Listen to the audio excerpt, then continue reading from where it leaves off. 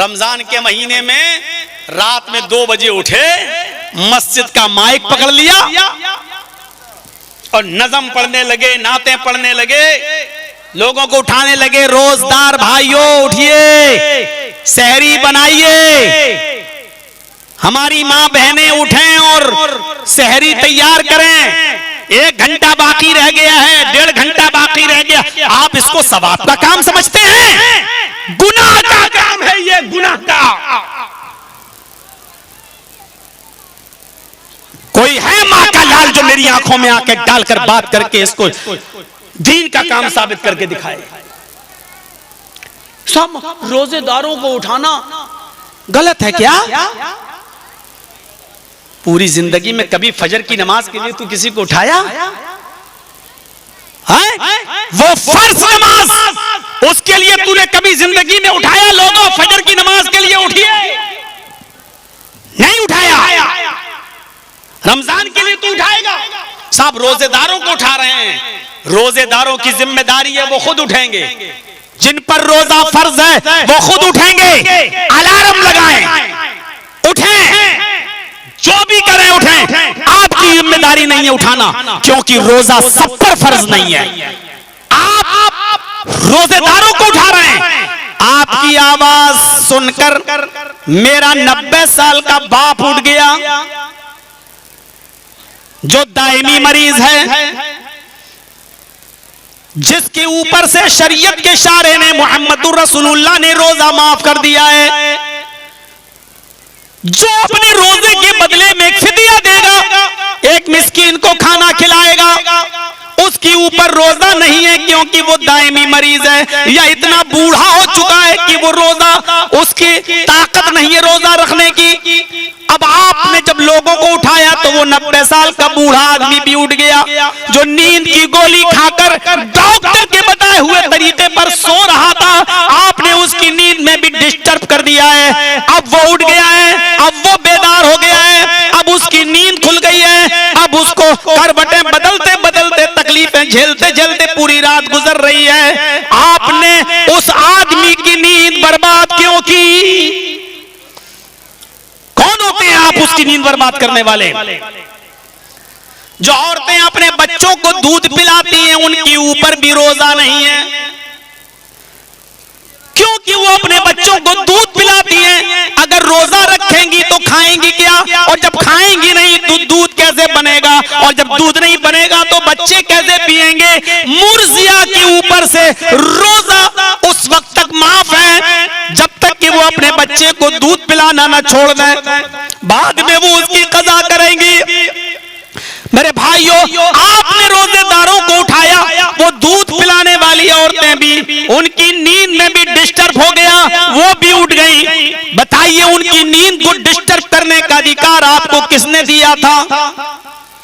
जो औरतें पेट में जिनके बच्चा है, हमल है, अल्लाह ताला ने हामिला औरतों के ऊपर से भी रोजे को रुख्सत दी है, जब तक कि हमल ना हो जाए, बच्चा पैदा ना हो जाए। हामिला औरत भी रोजा नहीं रखेगी, क्योंकि वो जब खाएगी नहीं तो बच्चे की नशोनुमा पेट में कैसे बनेगी, कैसे होगी? आपने जब रोजेदारों को उठाया तो बेचारी जो हामिला औरत है, जिसको आराम की सख्त जरूरत है, वो भी आपकी आवाज से उठ जाती है। उसकी नींद में आपने डिस्टर्ब कर दिया। बच्चों पर रोजा फर्ज नहीं है, उनको भी आपने बेदार कर दिया। बीमार लोगों के ऊपर भी रोजा नहीं है, बीमारी से सही होने के बाद वो उसकी कज़ा करेंगे। आपने अपनी आवाज से उन बीमार लोगों को भी जगा दिया, और आप इसको दीन का काम समझ रहे हैं कि बहुत अच्छा मैंने दीन का काम किया है। ये भी लोगों को तकलीफ देने के ज़िम्न में आता है। ईमान का हिस्सा है। आप तो ईमान समझ के कर रहे हैं। रोजदार भाइयों उठिए, सहरी कीजिए, इतनी देर रह गई है। लेकिन आज आपको पता चला है, और अगर किसी को हमारी बात से एतराज हो तो अभी बात कर लेना हमसे। मेरे जाने के बाद कल चाय की होटलों पे बैठ के मत कहना कि मौलाना साहब ये गलत मसला बता गए।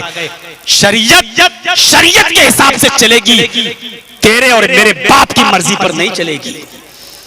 चाय की होटलों पे कहते हो कि मौलाना साहब को ये नहीं बोलना चाहिए, वो नहीं बोलना चाहिए। जिसको भी एतराज हो इस बात पर, मैं यकीन और धड़ल्ले से कहता हूं, डंके की चोट पे कहता हूं, रात को माइक पकड़कर रोजे के लिए उठाना भी गुनाह है। रोजेदारों को उठाना और सहरी के लिए जगाना भी गलत है, नाजायज है। आप उसमें उन लोगों की नींदें खराब कर रहे हैं जिनके ऊपर रोजा नहीं है। जिनके ऊपर रोजा है वो रोजा रखेंगे, ये उनकी जिम्मेदारी है, रखें। तुम्हारा बाप का नौकर है कोई, तुम्हें उठाएगा? और रोजा जर्जीज पर फर्ज है। अब जर्जीज को उठाने के लिए नौकर और चाहिए, मस्जिद में बुलाने वाला, पुकारने वाला। अगर वो भी कहे कि मेरी भी नींद कच्ची है, हमें भी कोई उठाए, तो ऐसे तो हर कोई एक दूसरे के लिए अपनी जिम्मेदारी सौंप देगा कि तुम हमें उठाओ। ये कोई तरकीब हुई? ये सब चीजें मेरे भाई जो जायज नहीं है। इसलिए इमाततुल आज़ा में ये चीज भी शामिल है, लोगों को तकलीफ दे चीजों से बचाना चाहिए। आप तकलीफ नहीं दे सकते। मस्जिद में थूक दिया, दूसरों को तकलीफ हो रही है, तकलीफ दे चीज है। रास्ते में आपने कूड़ा फेंक दिया, आदमी बचा के जा रहा है, ये तकलीफ देना है। तकलीफ दे चीजों से रास्ते को पाक करना, उसको साफ कर देना, ये ईमान का एक हिस्सा है। दो चीजें। अब तीसरी चीज पर आइए मेरे भाइयों। तीसरी चीज पर थोड़ा सा टाइम, हमारी माँ बहनों से इस हिस्से का ताल्लुक ज्यादा है। वल हयाउ शुअबतुम मिनल ईमान। हया,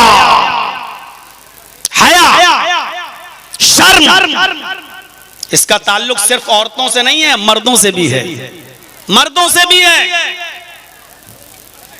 अल्लाह के नबी सल्लल्लाहु अलैहि वसल्लम ने फरमाया, इज़ा लम तस्तही फफ़अल मा शीत। बस हदीस के इस टुकड़े में सब कुछ लिखा, सब कुछ है। इज़ा लम तस्तही फस्ना मा शीत और फफ़अल मा शीत, दोनों रिवायतें।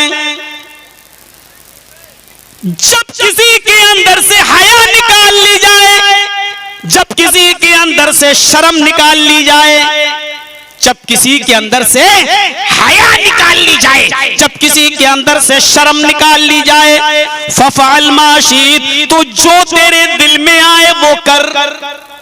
क्या बात कही अल्लाह के रसूल ने।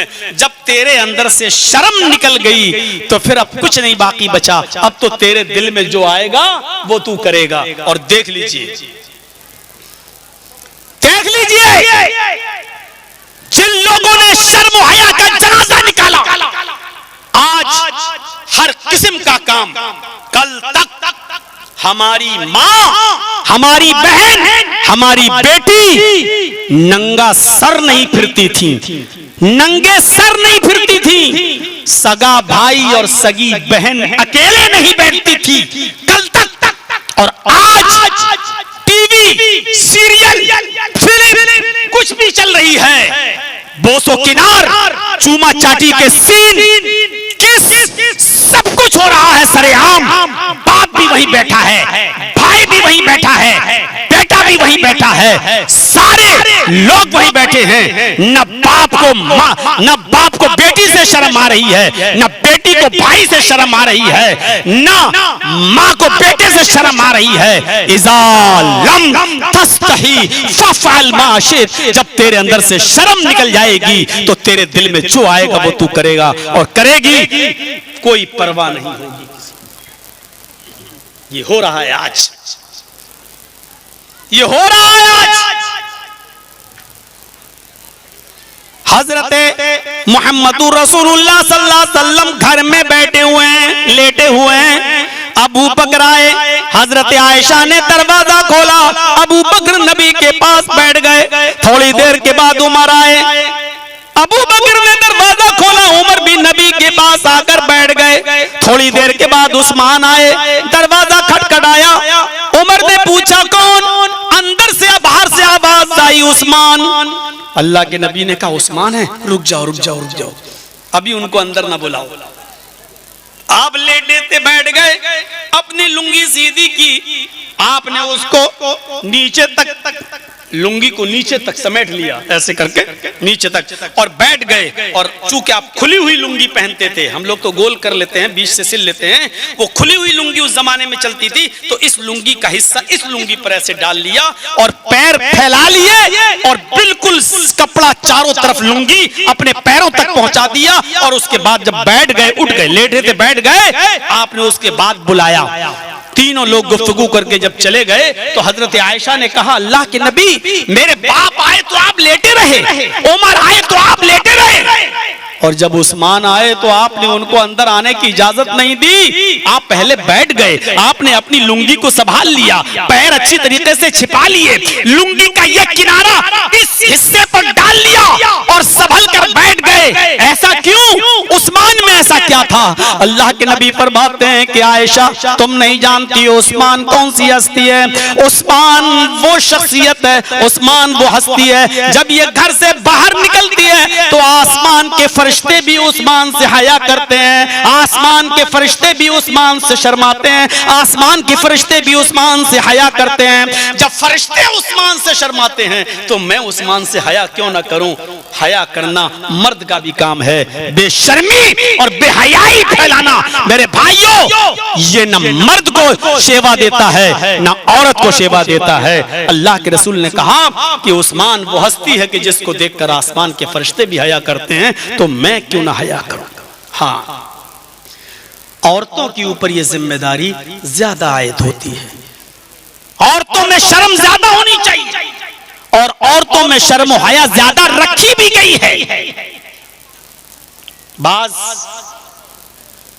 अतिब्बा ने कहा है, हम हदीस तो नहीं कहेंगे इसको, बाज हुक्मा ने, अतिब्बा ने, हुक्मा ने कहा है कि औरत के अंदर मर्द की बनिस्बत 7 गुना ज्यादा शर्म होती है। कितनी? 7 गुना। अब आप अंदाजा लगाइए, औरत के अंदर मर्द की बनिस्बत 7 गुना ज्यादा शर्म होती है। ये हुक्मा ने कहा, अतिब्बा ने कहा है। अब आप अंदाजा लगाइए, जब मर्द से 7 गुना ज्यादा औरत के अंदर शर्म है, तब उसकी बेशर्मी का ये हाल है, तब उसकी बेशर्मी का ये हाल है कि जलसों में भी आए तो मोबाइल पर बात करके आए कि हम फला जगह मिलेंगे। और अभी सर्दियां आ रही हैं ना थोड़ी दिनों के बाद, तब देखिएगा लिहाफ के अंदर से और कंबल में मुंह छिपा कर व्हाट्सएप पर चैटिंग होगी पूरी पूरी रात, आई लव यू और 2 और 4 सब चलेगा, पूरी पूरी रात। अम्मा समझ रही होगी मेरी बेटी सो रही है, सो नहीं रही है, तेरी बेटी गुलछर्रे उड़ा रही है। ये 7 गुना ज्यादा शर्म हया है, तब यह हाल है। जलसों में भी देख लो, मेलों में भी देख लो, उसका कपड़ा घुटने से भी ऊपर यहां तक पहुंच चुका है, उसकी रान तक। ये उस औरत का हाल है जिसके अंदर मर्द से 7 गुना ज्यादा शर्म है। अगर मर्द के बराबर शर्म होती तो हमें लगता है ये नंगी होती। 7 गुना शर्म है, तब उसकी बेशर्मी का यह हाल है। और मर्द के बराबर शर्म होती तो क्या हाल होता उसका? नंगी डांस कर रही होती बेहूदगी के साथ।